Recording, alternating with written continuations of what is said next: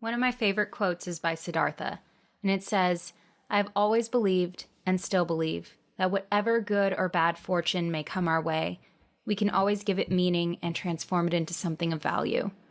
However, I never thought that I would live this quote out so soon in my teenage years. I was not one of those girls who was overly excited to be in high school. I just went to school, did my schoolwork, and went back home.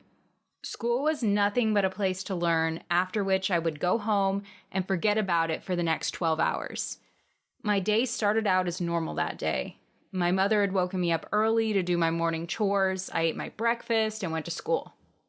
As I walked into the class, a ball hit me square in the face, and as I fought to keep my balance, I heard the whole class burst into a loud laugh. I was able to keep myself upright, and as I cussed out the entire class for laughing, my eyes scanned the room until it landed on an unfamiliar face who seemed to feel sorry for me. I groaned and walked to my seat. As the classes went on for the day, I was unable to get his face out of my mind. His big, round eyes felt sorry for me, but his whole face feature was beyond handsome. I looked back a couple times to catch a glimpse of his face, and each time we made eye contact, and he flashed me a boyish grin, causing me to face my front in embarrassment. Finally, it was lunchtime, and I dashed out of the class to eat under my favorite tree. I was able to forget him for about 5 minutes when someone cleared their throat behind me. I raised my head, and there he was. He was ruthlessly gorgeous, and he had that smile again. He asked to sit with me, and I obliged. He told me he was new in town because his family recently moved across the state to my town. By the end of the 30-minute lunch break, we had developed a rapport, and I had told him all about the school and places he should visit in town. As days passed, we became closer, and it would seem that after years in my school, I finally made a friend. It was so easy to be friends with Adrian. We have similar hobbies. We both love to play chess and ride dirt bikes, even though both our moms disapprove. We also have other things in common, as we both have no siblings, and we have the same birthday. After about a month, Adrian was ready to tour the town, and so I had to tell my mom about him if I was to hang out with him outside of school. My mom was very happy that I made a friend and asked for all the details. I happily told my mom about Adrian and even expressed how wild it was that we were similar in so many ways. This piqued her curiosity, and she asked me weird questions about him. She asked for his name, his family name, asked me to describe him, and other things that I had not even thought to ask Adrian. But I understood that my mother was being overprotective of her only child. I assured my mom that my new friend was a very good person and did my best to allay her fears. I told my mom that we were just friends, but also reminded her that if anything were to go beyond friendship, she had promised me that I could date at 15, which I was at the time. She did not look pleased, but she didn't push the discussion further. The more Adrian and I hung out, the closer we became. Our friendship was noticeable in school, and soon we got teased about our friendship. We both realized and admitted to each other that we had never experienced such a connection that we had with anyone before. For me, it wasn't strange because I never made friends before him. But he told me that he was one of the popular boys at his old school, and even then, he had never felt at home like he did with me. It made me happy that my first real friendship was genuine and well-meaning. We spent time in each other's company and always looked forward to doing our favorite things together. About 3 months after we met, he invited me to go to the movies with him on a date, and I accepted. My mom did not like the idea, and after pleading with her, she decided to let me go on the date on the condition that she would drop me off and I would be home by 8 p.m. I was happy and accepted. My mom begrudgingly drove me to the cinema, and we waited a few minutes for Adrian, who was stuck in traffic. Not long after we arrived, he texted me that his mom's car just pulled into the parking lot beside the car I had described as my mom's car. I hugged my mom and got out of the car to meet my date. But as I walked toward him, I could not help but notice that my mom looked like she had seen a ghost and was staring at me, Adrian, and then at his mom. What was more baffling was that Adrian's mother looked pale too, and stared at my mom longer than necessary. She shook her head as if she were trying to get rid of a bad vision and yelled at Adrian to return to the car. Adrian and I were a few feet from each other, and we both had confusion written on our faces. He signaled at me and mouthed the words, "I am sorry," before returning to his mom's car. In a split second, his mom drove out of the parking lot. The ride home was uneventful. I had so many thoughts and questions in my head, and my mom seemed to be lost in her thoughts too. I could not figure out what made Adrian's mom act like she did, and why my mom looked like she had seen a ghost. I did not say anything to her, neither did she offer me any explanation. I stayed in my room for the rest of the night, and for the first time, my mom did not come in to say goodnight. I slept hoping the next day would make more sense. It did not. Adrian avoided me in school and kept to himself.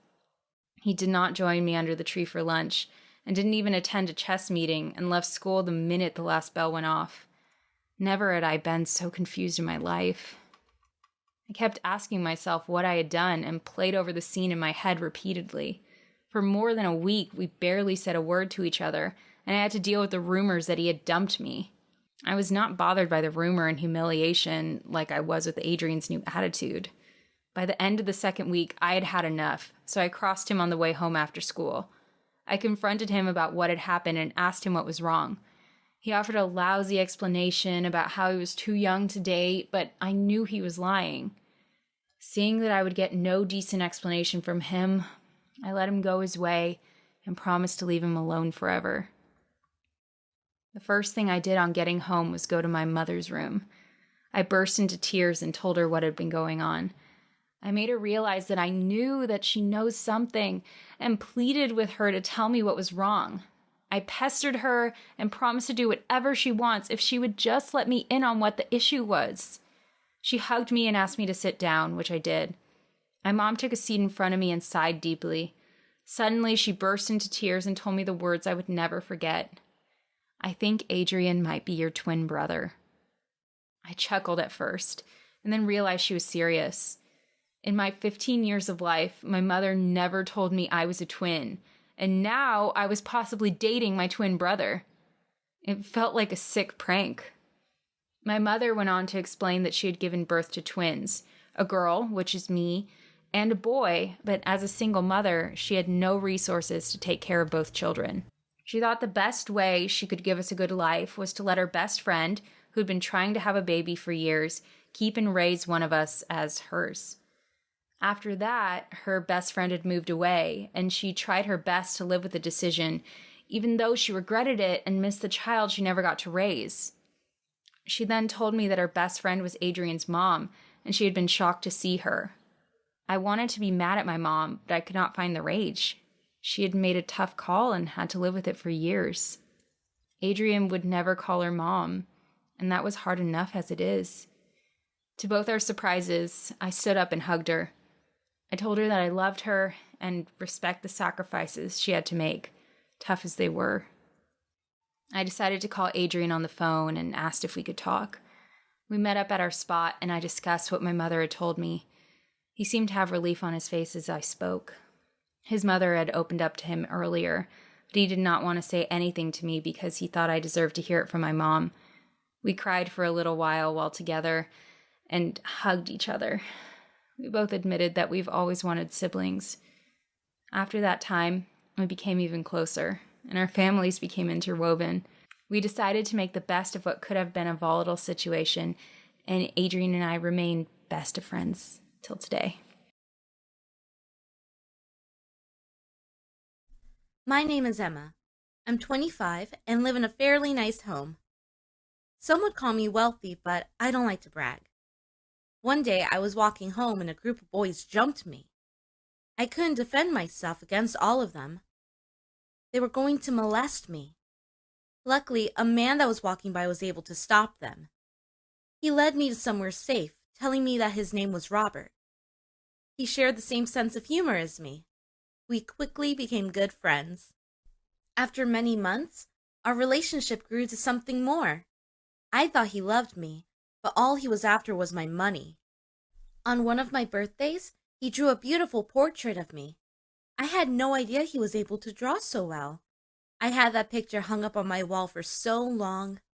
He proposed to me soon after, and I immediately accepted. I was ecstatic. I thought I was finally getting my happy ending. Sometimes I see a phone number pop up on Robert's phone, but he'd never answer it. I asked him one time why he never answers his phone. He said that it was one of his clients. I knew it was a lie, but I didn't say.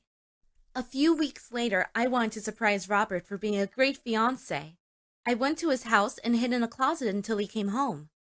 I heard his footsteps and prepared myself to jump out. Then I heard a woman's voice and froze. They were in the middle of a conversation. One about me. Robert says that he got what he wanted and is about to break up with me.